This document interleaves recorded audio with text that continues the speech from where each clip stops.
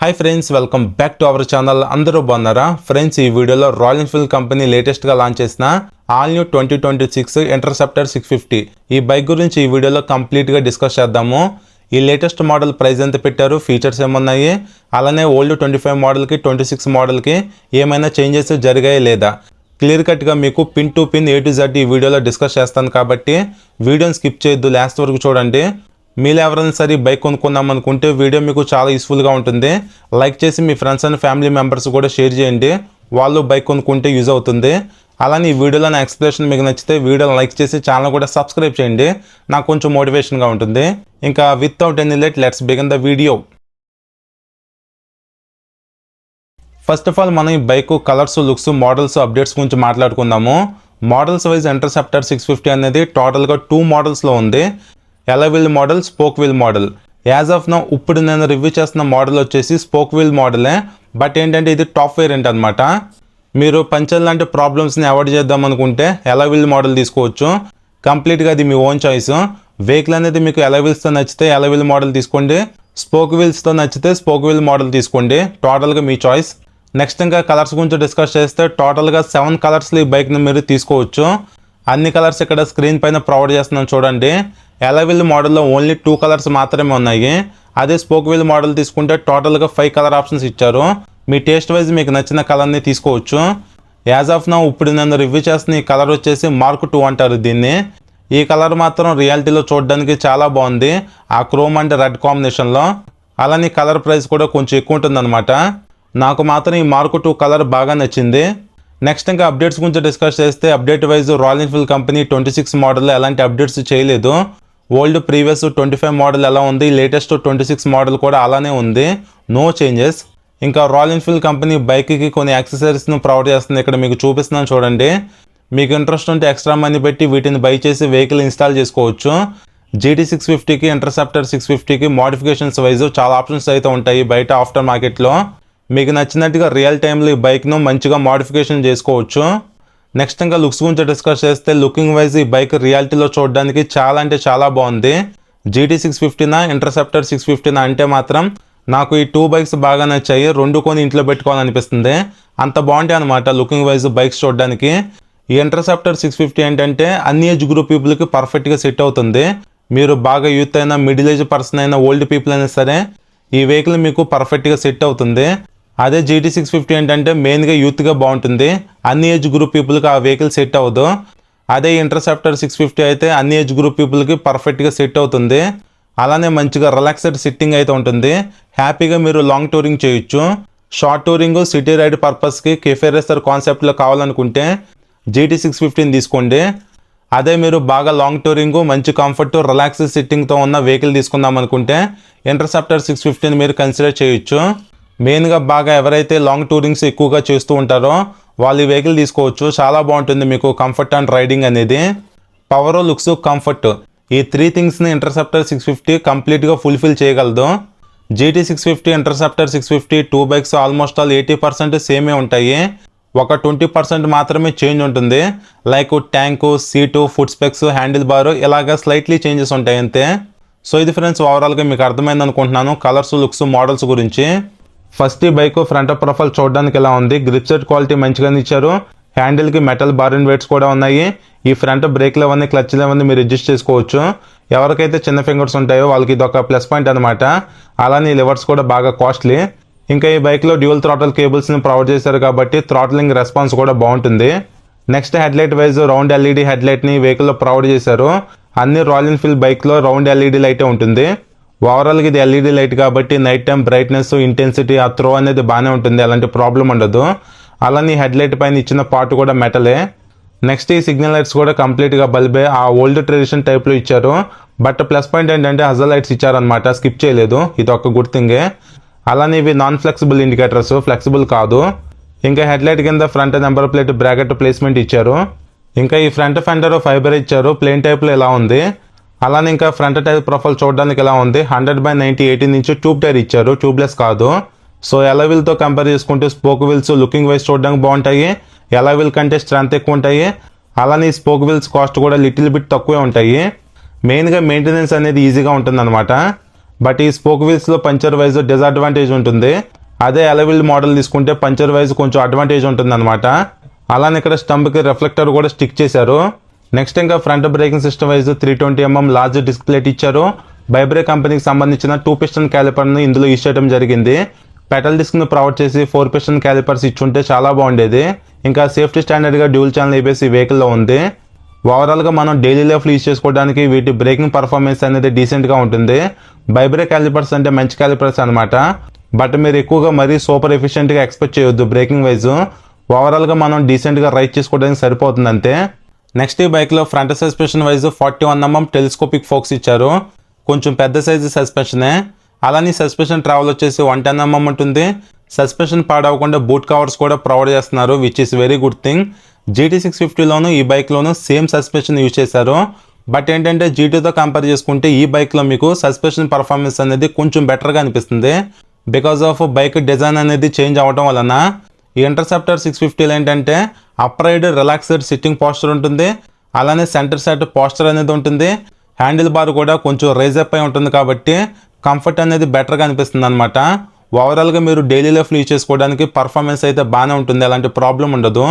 Next ఇప్పుడు మనం ఈ బైక్ మెయిన్ హార్ట్ అయిన ఇంజిన్ గురించి డిస్కస్ చేస్తే technical details wise 2 cylinder 4 stroke 8 valves 648cc OBD2B oil cooled SOHC engine ఈ బైక్లో ఇచ్చారు.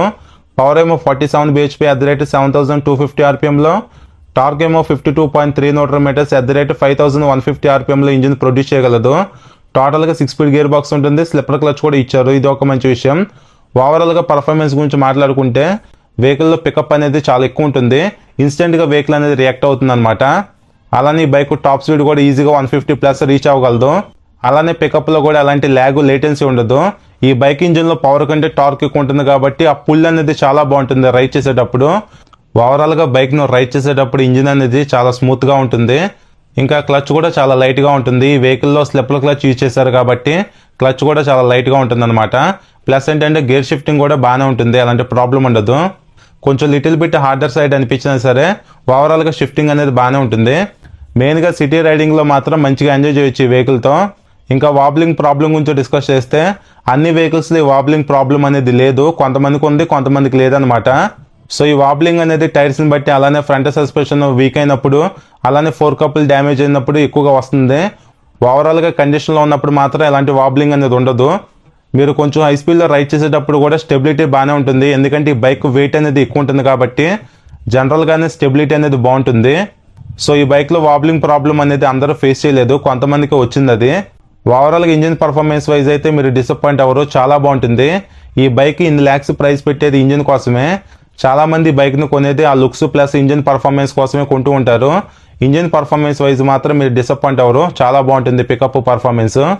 ఇంకా ఈ బైక్లో రౌండ్ మిర్రర్స్ని యూజ్ చేస్తారు, మిర్రర్స్ క్వాలిటీ కూడా చాలా బాగుంది. బట్ ఏంటంటే మీరు వీటిని యాంగిల్ వైజ్ అడ్జస్ట్ చేసుకోలేరు, ఆ ఆప్షన్ లేదు. ఇవి కంప్లీట్గా ఫిక్స్డ్గా ఇలానే ఉంటాయి. సో యాంగిల్ వ్యూవింగ్ వైజ్ కొంచెం ఇబ్బందిగా ఉంటుంది. నెక్స్ట్ ఇంకా handle bar right side red కలర్లో ఇంజిన్ కిల్ స్విచ్ ఇచ్చారు. ఇందులో ఇన్బిల్ట్గా సెల్ఫ్ స్టార్ట్ బటన్ కూడా ఇచ్చారు. కింద hazard light on and off button కూడా చూడొచ్చు. హ్యాండిల్కి left side high beam low beam passing ఇచ్చారు. కింద సిగ్నల్ స్విచ్ హార్న్ బటన్ ఉంది. మ్యాక్సిమం అన్ని రాయల్ ఎన్ఫీల్డ్ బైక్స్లో ఇదే స్విచ్ కిట్ ఉంటుంది. ఓవరాల్గా స్విచెస్ క్వాలిటీ అయితే బాగానే ఉన్నాయి. నెక్స్ట్ అలానే హ్యాండిల్ బార్ వైజ్ ఈ వెహికల్లో single piece metal wider handle bar ఇచ్చారు. హ్యాండిల్ కంఫర్ట్ కూడా చాలా బాగుంటుంది. హ్యాండిల్ బార్ మధ్యలో మీకు మిడిల్లో ఒక రాడ్ లా కనిపిస్తుంది కదా, దాన్ని క్రాస్ బార్ అంటారు. అది ఉండటం వలన బెనిఫిట్ ఏంటంటే మీరు ఫోమ్ ప్యాడ్ లాంటివి ఇన్స్టాల్ చేసుకోవచ్చు. అవి ఉండటం వలన లుక్ అనేది చూడడానికి ఇంకొంచెం బెటర్గా కనిపిస్తుంది. ప్లస్ ఏంటంటే ఎప్పుడన్నా టూరింగ్ చేసేటప్పుడు ఇన్ కేసు బైక్ అనేది కింద పడిపోతే హ్యాండిల్ అనేది కంప్లీట్గా బెండ్ అయిపోకుండా ఈ క్రాస్ బార్ అనేది బాగా యూజ్ అవుతుంది. ఇలాంటి టూరింగ్ బైక్స్లో ఈ క్రాస్ బార్ ఉండటం అనేది వన్ ఆఫ్ ద బెస్ట్ థింగే. ఓవరాల్గా ఈ బైక్లో మాత్రం హ్యాండిల్ కంఫర్ట్ మీకు చాలా బాగుంటుంది, హ్యాండ్లింగ్ కూడా బాగుంటుంది అనమాట. మంచిగా కంఫర్టబుల్గా కూర్చొని క్రూజింగ్ చేసుకోవచ్చు. ఓవరాల్గా హ్యాండ్లింగ్ మాత్రం చాలా బాగుంటుంది. అలానే ఇంక ఈ బైక్ కీ డిజైన్ చూడటానికి ఎలా ఉంది, ఇది లేజర్ కట్ కీనే. అలానే ఇంక ఈ బైక్ కన్సోల్ గురించి డిస్కస్ చేస్తే fully unlock plus small semi digital console ఇచ్చారు. ఇదేంటంటే రెట్రో టైప్ డిజైన్లో ఉంటుంది అనమాట. పెద్దగా ఫీచర్స్ అంటే ఏమి ఉండవు, చాలా బేసిక్ ఫీచర్స్ ఉంటాయి. బట్ కన్సోల్ చూడడానికి మాత్రం బాగుంటుంది. కన్సోల్కి లెఫ్ట్ సైడ్ పెద్దగా అన్లాక్లో స్పీడోమీటర్ ఇండికేషన్ ఇచ్చారు. ఈ స్మాల్ డిజిటల్ డిస్ప్లే లోపల odometer, digital fuel gauge, trip 1 2 information మాత్రమే ఉంటుంది, ఇంకేమీ ఫీచర్స్ ఉండవు. అట్లీస్ట్ టైం లాంటి ఫీచర్ ఇచ్చినా బాగుండేది. అదే కన్సోల్కి రైట్ సైడ్ ఎన్లాగ్లో ఆర్పిఎం మీటర్ ఉంది, mall function light, battery indication, neutral light, ABS light, లో ఆయిల్ ఇండికేషన్ ఇచ్చారు. ఇంతకు మించి పెద్దగా ఫీచర్స్ ఏమీ లేవు కన్సోల్లో, బేసిక్ కన్సోల్ అనమాట ఇది. నెక్స్ట్ ఇంకా ఈ బైక్లో మెటల్ ఫ్యూల్ ట్యాంక్ని ఇచ్చారు. ఇక్కడ సైడ్స్ రాయల్ ఎన్ఫీల్డ్ అని 3D బ్యాడ్జింగ్ టైప్లో మెన్షన్ చేశారు. చూడడానికి మాత్రం ఇది సూపర్గా ఉంది. అలానే పెయింట్ డీటెయిలింగ్ కూడా చాలా బాగుంది. ఇక్కడ మీరు అబ్జర్వ్ చేస్తే ఆ క్రోమ్ ఫినిషింగ్లో నా రిఫ్లెక్షన్ అనేది చాలా క్లియర్గా కనిపిస్తుంది. అలానే అటాచబుల్ ఫిల్ క్యాప్ ఇచ్చారు, మధ్యలో రెడ్ డీటెయిలింగ్ కూడా చాలా బాగుంది. అలానే ఈ వెహికల్లో మీరు ట్యాంక్ ప్యాడ్స్ కూడా ఇన్స్టాల్ చేసుకోవచ్చు. మీరు బాగా టూరింగ్ చేద్దాం అనుకుంటే ట్యాంక్ గ్రిప్స్ కూడా ఇన్స్టాల్ చేయించుకోండి. టైర్స్కి గ్రిప్ అనేది బాగుంటుంది అనమాట రైడింగ్లో. అలానే ఇది మెటల్ ఫ్యూల్ ట్యాంక్ కాబట్టి వెయిట్ ఉన్న ఐటమ్స్ కూడా మీరు క్యారీ చేసుకోవచ్చు సింపుల్గా. అలానే ఈ బైక్లో ఫుట్ రెస్ట్ ప్లేస్మెంట్ అనేది సెంటర్ సెట్ ఇచ్చారు ఆ కంఫర్టబుల్ ప్లేస్మెంట్ కోసం. దీనివల్ల ఉన్న కొంచెం డిసడ్వాంటేజ్ ఏంటంటే బైక్ను మీరు కొన్న కొత్తలో మీ కాళ్ళకి ప్రతిసారి ఫుట్ రెస్ట్స్ అనేవి తగులుతూ ఉంటాయి. అలవాటు అయితే మీకు బాగానే ఉంటుంది, కానీ అలవాటే వరకు కొంచెం ఇరిటేషన్గా ఉంటుంది అనమాట అంతే. ఇంకా రైడర్కి రబ్బర్ ఫుట్ రెస్ట్ ఇచ్చారు. Back side break lever design చూడడానికి ఇలా ఉంది. సేమ్ పిలియన్ కూడా రబ్బర్ ఫుట్ రెస్ట్ని ప్రొవైడ్ చేయడం జరిగింది. ఓవరాల్గా ఫుట్ రెస్ట్ క్వాలిటీ అయితే బాగానే ఉంది. నెక్స్ట్ ఇది బ్యాక్ సైడ్ బ్రేక్ సిస్టమ్కి సంబంధించిన మాస్టర్ సిలిండర్. ఇంకా ఇక్కడ మీకు కనిపిస్తున్నది కంప్లీట్గా ఈ వెహికల్ది థ్రాటల్ బాడీ సిస్టమ్. ఇంకా ఇక్కడ కనిపిస్తున్న ఈ సైడ్ ప్యానల్స్ కూడా ప్లాస్టిక్ ఇచ్చారు. వీటిపైన ఇంటర్సెప్టర్ 650 అని స్టిక్కర్తో మెన్షన్ చేశారు. నెక్స్ట్ అలానే బైక్ సీటింగ్ గురించి డిస్కస్ చేస్తే సింగిల్ సీట్ ఇచ్చారు. సీట్ లెంత్ మరీ ఎక్కువగా లేదు, అలానే బాగా షార్ట్గా కూడా లేదు, మీడియం లెవెల్లో ఇచ్చారు. సేమ్ ఫోమ్ కుషనింగ్ కూడా అలానే ఇచ్చారు, మరీ ఎక్కువ లేదు అలానే తక్కువ లేదు, మీడియం లెవెల్లో ఉందన్నమాట కుషనింగ్ అనేది. ఓవరాల్గా రైడర్కి బాగానే ఉంటుంది రైడ్ చేసేటప్పుడు కుషనింగ్. ఓవరాల్గా కుషనింగ్ అనేది మరీ సూపర్గా ఉంటుందని చెప్పను కానీ సరిపోతుంది మనం రైడ్ చేసుకోవడానికి. అలానే బైక్ని మీరు ఫ్యామిలీ వైజ్ కూడా యూజ్ చేసుకోవచ్చు. బట్ ఇది పవర్ఫుల్ వెహికల్ కాబట్టి కొంచెం కేర్ఫుల్గా ఉండాలి. అలానే లేడీస్ సైడ్ కూర్చున్నప్పుడు హోల్డ్ చేయడానికి క్యారీ హుక్ ఇచ్చారు. సీట్ గ్యాబ్రెల్ కూడా మెటల్ రాడ్ టైప్లో ఇచ్చారు. పిల్లన్ కంఫర్టబుల్గా హోల్డ్ చేయగలరు. కాబట్టి మీకు ఒకవేళ ఈ స్టాక్ సీట్ అనేది నచ్చకపోతే టూరింగ్ సీట్ బై చేసి ఇన్స్టాల్ చేయించుకోండి. అందులో కుషనింగ్ అనేది ఇంకొంచెం బెటర్గా ఉంటుంది దీంతో కంపేర్ చేసుకుంటే. ఇంకా ఇక్కడ కనిపిస్తున్న ఈ బ్యాక్ సైడ్ ఫెండర్ కూడా ఫైబరే ఇచ్చారు. బ్యాక్ సైడ్ టైలైట్ అనేది బల్బ్ ఎల్ఈడి ఏమి కాదు. Night time number plate visible అవడానికి లైట్ కూడా లేదు. ఓవరాల్గా బ్యాక్ సైడ్ వ్యూ చూడడానికి ఎలా ఉంది ఈ వెహికల్ది. ఫ్యూచర్లో అనేది సరే ఈ వెహికల్కి LED taillight, LED signal lights ఇస్తే చాలా బాగుంటుంది. నెక్స్ట్ ఇంకా back side suspension wise twin coil over shock అబ్జార్బర్స్ని ఇందులో ఇవ్వడం జరిగింది. ఈ సస్పెన్షన్ ట్రావెల్ వచ్చేసి 88 mm ఉంటుంది. మీరు కావాలనుకుంటే బ్యాక్ సైడ్ సస్పెన్షన్ కూడా అడ్జస్ట్ చేసుకోవచ్చు. వీటి పర్ఫార్మెన్స్ కూడా డీసెంట్గా ఉంటుంది. అలానే ఇంక ఈ బైక్లో ఎగ్జాస్ట్ డిజైన్ చూడటానికి ఎలా ఉంది, లాంగ్ ఎగ్జాస్ట్ ఉంటుంది అనమాట ఈ వెహికల్లో. టోటల్గా రైట్ అండ్ లెఫ్ట్ 2 ఎగ్జాస్ట్ ఉంటాయి. బ్యాక్ సైడ్ నుంచి బైక్ లుక్ చూడడానికి మాత్రం చాలా బాగుంటుంది 2 ఎగ్జాస్ట్ ఉండటం వలన. నెక్స్ట్ ఇంకా back side braking wise 240 mm disc plate ఇచ్చారు. బైబ్రే కంపెనీకి సంబంధించిన సింగిల్ పిస్టన్ క్యాలిపర్ని ఇందులో యూజ్ చేయడం జరిగింది. అలానే స్వింగమ్ వైజ్ ఈ వెహికల్లో బాక్స్ సెక్షన్ స్వింగమ్ని యూజ్ చేయడం జరిగింది. ఇంకా ఈ bike back side tyre profile చూడడానికి ఎలా ఉంది, 130/70 R80 నుంచి టైర్ ఇచ్చారు. బ్యాక్ సైడ్ రేడియల్ టైర్ను ప్రొవైడ్ చేయడం జరిగింది. ఫ్రంట్లో రేడియల్ టైర్ లేదు. ఓవరాల్గా బ్యాక్ సైడ్ రేడియల్ టైర్ ఉంది కాబట్టి గ్రిప్ అనేది బాగానే ఉంటుంది. ఇంకా లేడీస్కి సేఫ్టీ కోసం మెటల్ సైడ్ గార్డ్ను ప్రొవైడ్ చేశారు. ఈ బైక్లో సైడ్ స్టెప్ ఫుట్ రెస్ట్ ఉండటం అనేది కొంచెం కష్టమే. ఇంకా చైన్ సిస్టమ్ వచ్చేసి ఓపెన్ చైన్ ఉంటుంది కాబట్టి మీరు రెగ్యులర్గా చైన్ లూపింగ్ చేసుకోవాలి. నెక్స్ట్ ఈ బైక్లో సింగిల్ వే షిఫ్ట్ గేర్ లెవెల్ని ప్రొవైడ్ చేశారు. సైడ్ స్టాండ్తో పాటు ఇన్బిల్ట్గా సెంటర్ స్టాండ్ కూడా ఇస్తున్నారు. ఇది ఒక మంచి విషయం అనమాట.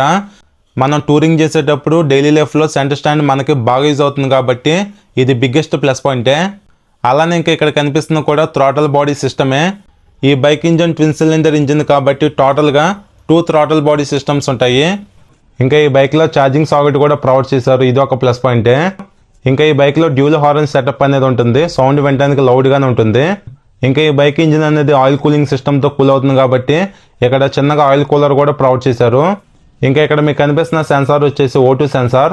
అయితే నేను ఇంటర్సెప్టర్ 650 బైక్లో చూసిన ఒక ప్రాబ్లం ఏంటంటే ఆఫ్టర్ 15,000 కిలోమీటర్స్ కంప్లీట్ అయిన తర్వాత పెట్రోల్ లీకేజ్ ప్రాబ్లం అనేది వస్తుంది. అది ఎందుకు వస్తుందంటే ట్యాంక్ దగ్గర FI అనేది ఫిట్ అయి ఉంటుంది కదా. ఈ ఇంజిన్ హీట్ అనేది FIకి తగిలి FI కింద హోల్డ్ అవ్వడానికి ఒక ప్లాస్టిక్ మెటీరియల్ ఉంటుందన్నమాట. ఆ ప్లాస్టిక్ అనేది వేడికి బాగా హార్డ్ అయిపోయి క్రాక్ వస్తుంది. దానివల్ల పెట్రోల్ అనేది లీక్ అవుతూ ఉంటుంది అనమాట. సో ఈ ప్రాబ్లమ్ని 2-3 బైక్స్లో నేను చూశాను. అలానే మా ఫ్రెండ్ దగ్గర కూడా ఇంటర్సెప్టర్ ఉంది. మా ఫ్రెండ్ కూడా ఈ ప్రాబ్లమ్ని ఫేస్ చేశాడు. సో ఈ ప్రాబ్లం అనేది అన్ని బైక్స్లో ఖచ్చితంగా వస్తుందని నేను చెప్పట్లేదు, కానీ బట్ కొన్ని బైక్స్లో అయితే నేను అబ్జర్వ్ చేశాను దీన్ని. నెక్స్ట్ ఈ బైక్ టోటల్ వెయిట్ వచ్చేసి 218 kgs ఉంటుంది, చాలా ఎక్కువ వెయిట్ అనమాట. రియాలిటీలో మీరు బైక్ను హ్యాండిల్ చేసేటప్పుడు వెయిట్ని ఫీల్ అవుతూ ఉంటారు. నెక్స్ట్ ఇంకా ఫ్యూల్ ట్యాంక్ కెపాసిటీ కూడా 13.7 లీటర్స్ మాత్రమే ఇచ్చారు, కొంచెం తక్కువ. ఒక 15 లీటర్స్ అలా ఇస్తే చాలా బాగుండేది. నెక్స్ట్ ఇంకా గ్రౌండ్ క్లియరెన్స్ మాత్రం ఎక్కువ ఇచ్చారు, 174 mm గ్రౌండ్ క్లియరెన్స్ ఈ బైక్లో ఉంది.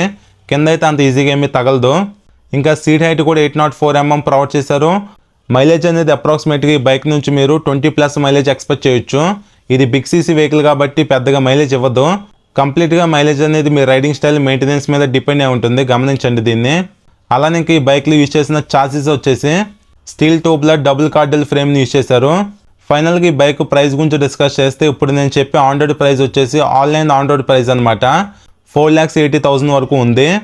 ఇంకా రాయల్ ఎన్ఫీల్డ్ షోరూమ్స్ అనేవి ఎక్కువ ఉంటాయి కాబట్టి ఈ బైక్కి సర్వీస్ రీచ్ బాగుంటుంది. అలానే ఈ వెహికల్కి స్పేర్ పార్ట్ అవైలబిలిటీ కూడా బాగానే ఉంటుంది. ఇంకా మెయింటెనెన్స్ గురించి డిస్కస్ చేస్తే మెయింటెనెన్స్ అనేది ఎక్కువే ఉంటుంది, ఎందుకంటే ఇది బిగ్ సీసీ వెహికల్ కాబట్టి. సో ఇది ఫ్రెండ్స్ ఓవరాల్గా ఈ 2026 రాయల్ ఎన్ఫీల్డ్ ఇంటర్సెప్టర్ 650 బైక్ గురించి. ఈ ఇంటర్సెప్టర్ 650 బైక్ని మీరు హ్యాపీగా కన్సిడర్ చేయొచ్చు. బైక్లో ఇంజిన్ పికప్ పర్ఫార్మెన్స్ చాలా బాగుంటుంది, లుక్స్ చూడడానికి బాగుంటాయి, కంఫర్ట్ కూడా చాలా బాగుంటుంది. హ్యాపీగా మీరు లాంగ్ టూరింగ్ వైజ్ యూజ్ చేసుకోవచ్చు వెహికల్ని. షోరూమ్కి వెళ్ళి బైక్ను రియాలిటీలో చూడండి, మీకు నచ్చితే హ్యాపీగా తీసుకోవచ్చు. సో ఇది ఓవరాల్గా ఈ బైక్ గురించి. ఇంకా మీకు ఏమైనా డౌట్స్ ఉంటే కింద కామెంట్ చేయండి, రిప్లై ఇస్తాను. ఈ వీడియో నచ్చితే లైక్ చేసి ఛానల్ ఫస్ట్ టైం చూస్తే సబ్స్క్రైబ్ చేయండి. Thank you.